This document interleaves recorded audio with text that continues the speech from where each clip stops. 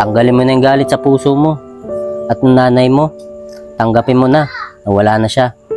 Saka masaya na rin yung nanay mo. Baka yung nanay mo nga nalulungkot kasi hindi nga nagdidiwang ng Pasko. Saka may nagmamahal pa naman sa iyo yung tatay mo. Baka inaantay ka na. Rawi, ano ba yung ginagawa mo dyan, anak? Rawi, tumigil ka nga muna dyan sa ginagawa mo. Ilatag mo na rito yung lamesa para yung mga niluto ko, diyan ko ilalagay para mamaya makakain natin sa Leche Buena. Ano ka ba, Rawi? Tamad na tamad ka.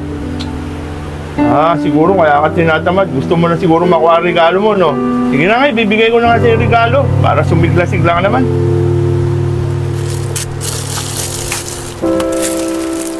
Oh, anak, para matuwa ka naman at sumigla ka. Sana magustuhan mo to. Tay! Naniniwala ka pa rin sa Pasko? Puro sa mayayaman lang yan At saka, Tay, puro sa mga kumpletong pamilya lang yun. At sa mga masasayang pamilya lang yun, Tay. At wala tayo yun. Anak! Anak!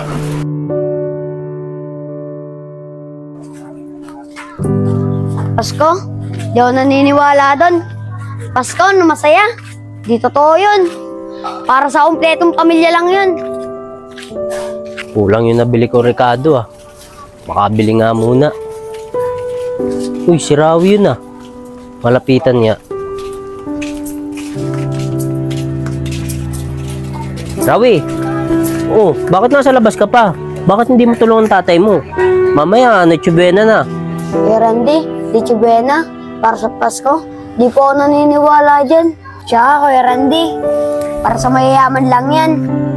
Sa mga masasayang pamilya at kumpleto.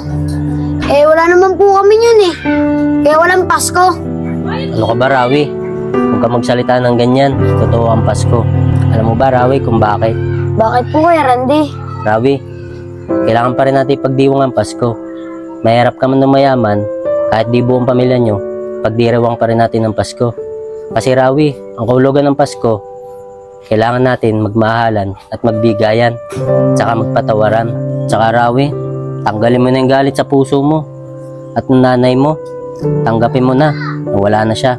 Sir, sunod na lang po kayo doon para po mapermahan nyo po yung dapat nyo permahan. Huwag po kayo mag-alala, package deal na po lahat ng binayaran nyo. Lahat po ng gagamitin na asawa nyo po, kompleto na po yun. Sige po, sir. Maraming salamat po. At susunod na rin po kaagad ako ron. Sige po, sir. Tay, saan po nila dadalhin si nanay? Anak, tanggapin na natin na wala ang nanay mo. Kailan pa naman magpapasko? Nangyari pa naman sa buhay natin to. Maring Michelle, kawawa naman nangyari sa pamilyang yan, magpapasko pa naman. Kaya nga, Maring Isang, kawawa nga Paskong-Pasko, mawawala yung nanay ng bata. Oo, kawawa naman. Saka, masaya na rin yung nanay mo. Baka yung nanay mo nga nalulungkot kasi hindi nga nagdidiwang ng Pasko. Saka may nagmamahal pa naman sa iyo yung tatay mo. Baka inaantay ka na.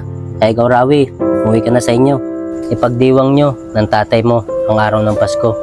Para yung nanay mo masaya na nasa langit.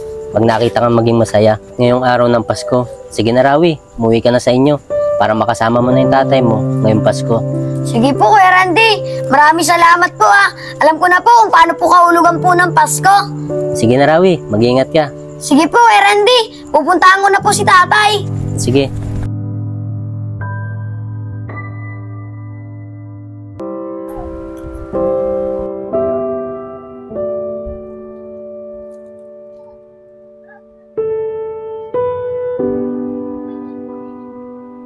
Tay, sorry po. Sana po mapatawad niyo po ako. Yung mga sinabi ko po sa inyo. Ngayon po alam ko na po yung kahulugan po ng Pasko.